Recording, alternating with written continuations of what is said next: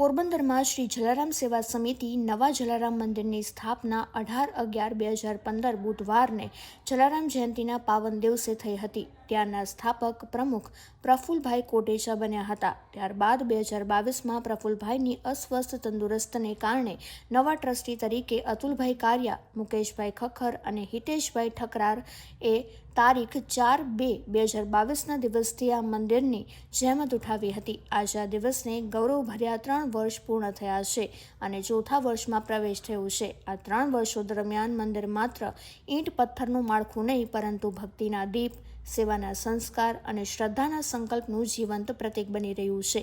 દરેક દિવસ બાપાના નામ સ્મરણથી આરંભ થયો છે અને દરેક ઉત્સવમાં બાપાની દિવ્ય હાજરીનો અહેસાસ થાય છે. જન્મ જયંતિ મહોત્સવ, ભજન કીર્તન, અન્નદાન, પૂજા અર્ચના તથા વિવિધ સેવા કાર્યો દરમિયાન ભક્તોના હૃદયોમાં બાપા પ્રત્યેની અખંડ શ્રદ્ધા વધુ મજબૂત બની છે. જ્યાં બાપાનું નામ હોય ત્યાં દુઃખ દૂર થાય, મનને શાંતિ મળે અને જીવનમાં સદમાર્ગ પ્રગટે એવું આ મંદિર સાક્ષાત અનુભવ કરાવે છે.